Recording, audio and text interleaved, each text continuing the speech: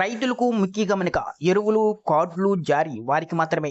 ఆంధ్రప్రదేశ్ ప్రభుత్వం మరో కీలక నిర్ణయం తీసుకుంది. రైతులకు ఎరువులు కార్డులు ఇవ్వాలని నిర్ణయించింది. ఈ ఖరీఫ్ సీజన్ నుంచే ఈ నిర్ణయం అమల్లోకి రానుంది. ఎరువులు పక్కదారి పెట్టకుండా అనారులు చేతికి వెళ్లకుండా ఉండాలనే ఉద్దేశంతోనే ఈ ఎరువులు కార్డు విధానానికి శ్రీకారం చుడుతుంది. అయితే ఎరువుల కార్డు కోసం రైతులు తమ పంట వివరాలను రైతు సేవా కేంద్రంలో సమర్పించవలసి ఉంటుంది. ఆ తర్వాత ఒక్కో రైతుకు ఒక్కో ఎరువుల కార్డు మంజూరు చేస్తారని అధికారులు చెబుతున్నారు.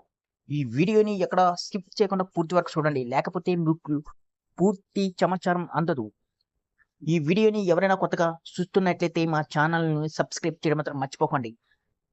వ్యవసాయంలో ఎరువులది కీలక పాత్ర. పంట సమృద్ధిగా పెరగాలన్నా, దిగుబడి అధికంగా రావాలన్నా కూడా ఎరువులే కీలకం. అయితే ఒక్కొక్కసారి సకాలంలో ఎరువులు దొరకపోవడంతో అన్నదాతలు తీవ్ర కష్టాలు పడుతూ ఉంటారు. ఇటీవల కాలంలో ఇలాంటి ఘటన తెలుగు రాష్ట్రాల్లో చోటు చేసుకుంది. యూరియా కొరత కారణంగా చాలా మంది రైతులు ఇబ్బందులు పడ్డారు. కొంతమంది వ్యాపారులు బ్లాక్ మార్కెట్కు యూరియాను తరలించి కృత్రిమ కొరత సృష్టించడంతో ఇబ్బందులు ఎదుర్కొన్నారు. ఈ నేపథ్యంలో ఇలాంటి సమస్యలకు చెక్కిపెట్టేందుకు ఆంధ్రప్రదేశ్ ప్రభుత్వం కీలక నిర్ణయం తీసుకుంది. రైతులకు ఎరువులు కార్డులు జారీ చేయాలని నిర్ణయించింది.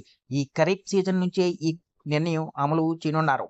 మరోవైపు ప్రభుత్వం అందించే ఎరువులు పొందాలంటే ఇప్పటి వరకు రైతులు తమ భూములకు సంబంధించిన పట్టాదారు పాస్ పుస్తకాలు వివరాలు అందించారు. వాటి ఆధారంగానే ఎరువులు పంపిణీ జరుగుతుంది. అయితే ఎరువులు పక్కదారి పట్టకుండా ఉండాలనే ఉద్దేశంతో ఏపీ ప్రభుత్వం తాజాగా ఈ ఎరువుల కార్డు విధానం తీసుకు వస్తుంది.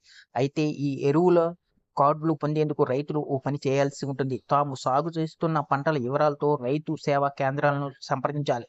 పంటలు వివరాలను రైతు సేవా కేంద్రాల్లో నమోదు చేయించిన రైతులకి మాత్రమే ఈ ఎరువుల కార్డులు జారీ చేస్తారు. దీనివలన అనారులకు ఎరువులు లభించవని అధికారులు చెబుతున్నారు. అలాగే ఒక్కో రైతుకు ఒక్కో కార్డు జారీ చేస్తారు.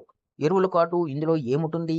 మరోవైపు ఎరువుల కార్డులో రైతు పంటల వివరాలు ఉంటాయి. అలాగే ఏ పంటకు ఎంత మోతాదులో ఎరువు వాడాలనే వివరాలు ఉంటాయి. రైతులు ఈ ఎరువుల కార్డుతో రైతు సేవా కేంద్రం, పిఎస్ఎస్, ప్రైవేట్ డీలర్ల వద్ద ఎరువులు పొందవచ్చు. మరోవైపు వరి సాగులో యూరియా వాడకాన్ని నియంత్రించేందుకు ప్రభుత్వం కొత్త విధానం తెచ్చినట్లు అధికారులు చెబుతున్నారు. వచ్చే ఖరీఫ్ సీజన్ నుంచి ఈ విధానం అమలు చేయనున్నట్లు పేర్కొంటున్నారు.